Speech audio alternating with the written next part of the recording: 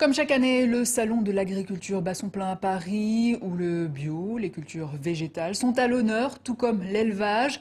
Alexandra Blanc, bonjour. Bonjour. Votre combat à vous, alors vous êtes porte-parole de Vegan Impact et votre combat c'est lutter contre l'exploitation animale. Vous deviez mener une action choc samedi au salon de l'agriculture. Qu'est-ce qui s'est passé?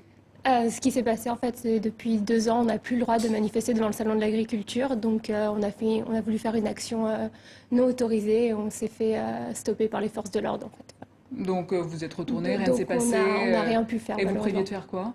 Rien, on voulait sensibiliser les gens, en fait, tout simplement sur justement l'impact environnemental de l'élevage et aussi sur le sort des animaux, en fait. Pas d'action choc comme Non, c'était d'habitude. pas d'action choc, là, Vous pour le prévoyez coup. pas de jeter du sang Non, on n'avait pas du tout prévu de faire ça, non, non, non.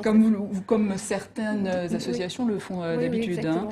Alors, je rappelle que tout comme les végétariens et les végétaliens, vous êtes en tant que vegan, vous êtes contre la souffrance animale. En plus de ne pas manger de miel, de lait, comme les végétaliens, vous ne portez pas de cuir, de laine ou cosmétiques traités sur les animaux. Mais on va plutôt s'intéresser sur l'impact de l'élevage sur l'environnement. Quel est-il, cet impact? Eh ben justement, beaucoup de personnes ne le savent pas, mais l'impact de l'élevage, donc l'impact de la consommation de la viande sur la planète, c'est désastreux. Par exemple, l'élevage, c'est la deuxième cause d'émissions de gaz à effet de serre, donc c'est 14,5% de gaz à effet de serre qui est dû à l'élevage. C'est plus que les transports, que tous les avions, les voitures, les trains, Donc, les mondialement. transports réunis. Et tous les transports réunis, l'élevage, c'est plus que ça. Donc, si on veut réduire notre impact, si on veut aider au réchauffement climatique, d'aller dans ce sens-là, en tout cas, on peut chacun faire quelque chose au quotidien en mangeant végétalien et en arrêtant justement de consommer des produits d'origine animale. Donc, ce qui veut dire qu'aujourd'hui, en tant que vegan, tout comme le parti animaliste, vous luttez contre la fin de toute une filière. Bien sûr, oui, en fait, on sait très bien que ça va se faire progressivement, mais oui, ça serait le but. Là, on va clairement vers la destruction de la planète. Il y a plein de scientifiques qui alertent qu'il faut changer les choses.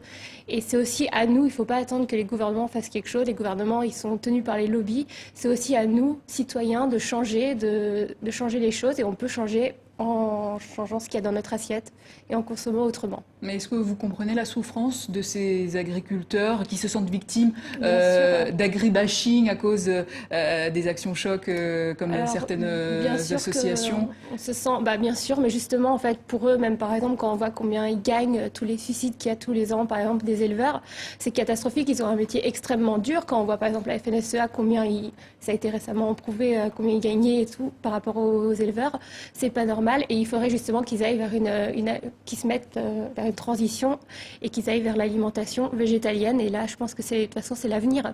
Mais par rapport à la méthode, quand certaines associations pénètrent dans des propriétés privées pour filmer ces agriculteurs, ces éleveurs, jeter du sang, on le disait tout à l'heure, dans les boucheries, est-ce que c'est la bonne méthode Alors, c'est pour arrivé très convaincre? peu de fois, et après C'est rentrer arrivé quand dans. même. C'est arrivé très peu de fois, comme moi, je peux vous dire que avant-hier, j'étais au salon de l'agriculture, je me suis fait agresser par un éleveur alors que je ne faisais strictement rien, je filmais juste des animaux.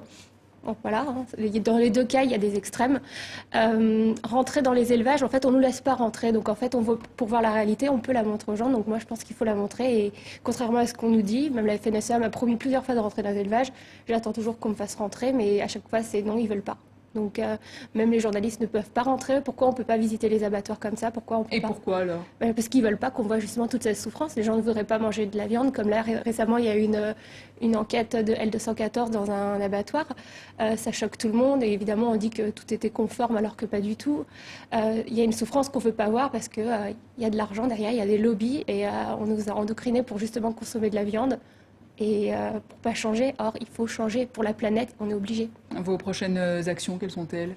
On va beaucoup s'intéresser aux industriels, en fait, à toutes les publicités justement qui nous mentent en permanence sur les animaux soi-disant qui sont heureux, alors qu'il y a plus de 80% des animaux qui sont en élevage intensif en France.